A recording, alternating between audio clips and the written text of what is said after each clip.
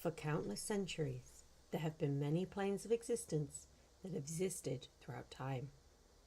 The astral plane, the ethereal plane, the Feywild, the plane of shadow, and so much more. Each plane of existence has its own rules and deep, rich history. Countless stories of heroism and bravery have been told from these planes, each story being an anthology in its own right. Stories that will surely stand against the test of time. But what if there was a new plane of existence? What if there was a completely brand new world that was ripe and ready for the taking? A place where stories were yet to be told. A place where only on the surface were things yet to be discovered. Welcome to the mystical land of Kana, the land of life and beginnings.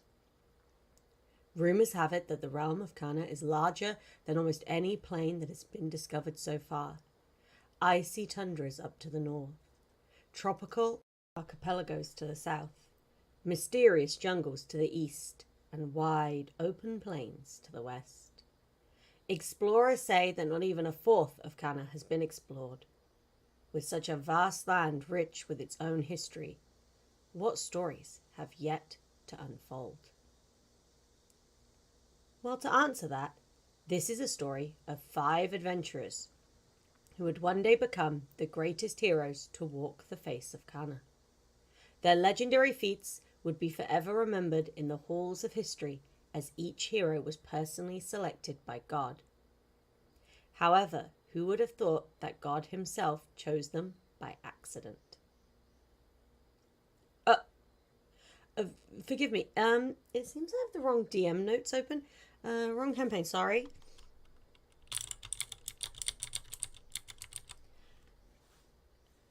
Your story, unfortunately, does not start here. Oh, no. A fortunate encounter? Being upheld as prophesized heroes?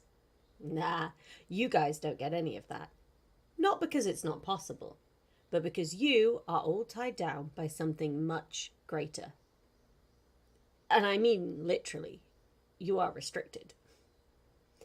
In rough waters and treacherous waters, a massive galleon is put to the test.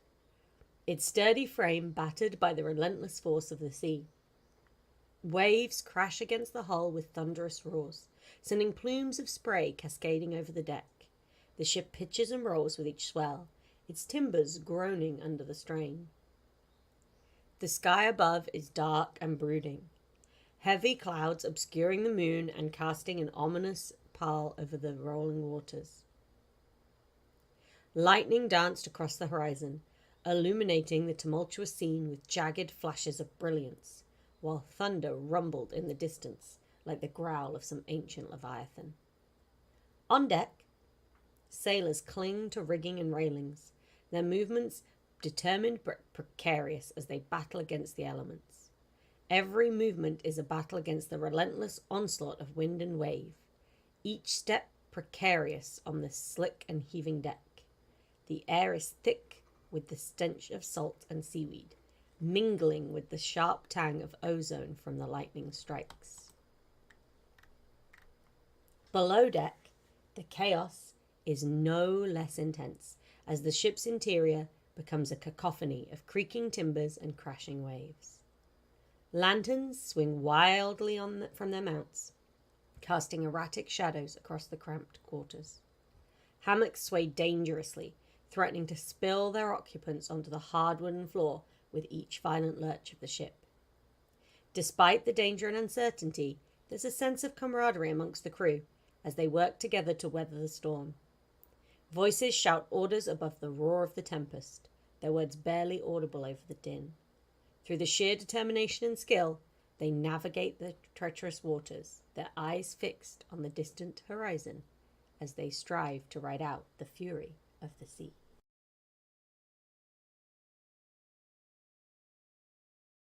And this is where our adventure really starts.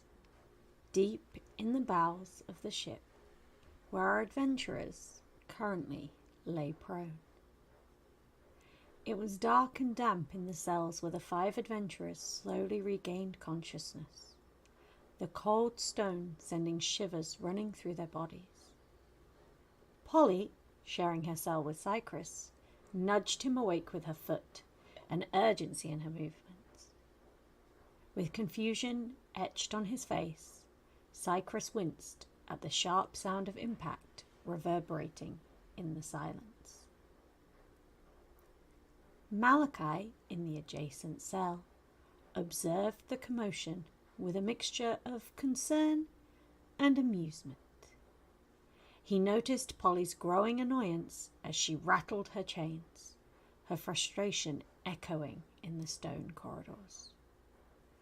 Attempting to hide, he clumsily ducked behind a cell bar, though his efforts were far from discreet. In fact, I would go so far as to say he was an idiot. Cycrus, now fully awake, examined the shackles that bound him, inching towards the corner of his cell in search of answers. Meanwhile, Malachi shuffled to the nearest wall, avoiding any further interaction.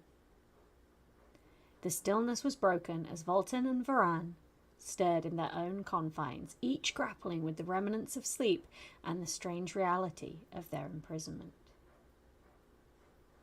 Memories flickered back to Varan, recalling a moment of bliss interrupted by chaos, a doughy snack abandoned in the face of danger. One by one, the adventurers began to piece together their predicament, introducing themselves through shared glances and subtle gestures. Determined to escape, they started pulling at their chains. The futile struggle resulted in strained muscles and desperate grunts.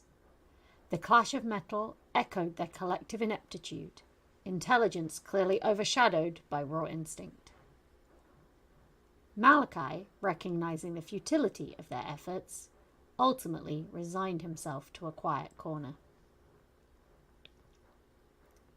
Suddenly, 4 sailors appeared, each dressed in matching blue and white outfits, their caps tilted at jaunty angles. They surveyed the cells with smug satisfaction, led by Mickey, whose mocking demeanor set the tone for the encounter.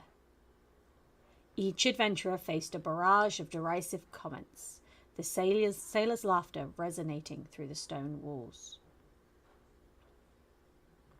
As accusations of smuggling fast rock, a drug, flew, confusion washed over the adventurers. Polly, seizing the moment, deployed her charms, weaving a web of persuasion aimed at the 3 subordinate sailors. Mickey's gaze, however, lingered on Varan, clearly captivated by his presence. Malachi, sensing an opportunity, planted seeds of dissent in Nicky, stirring discontent against his brother. Slowly, favor began to shift. Alliances forming amid the tension, and a plan began to take shape.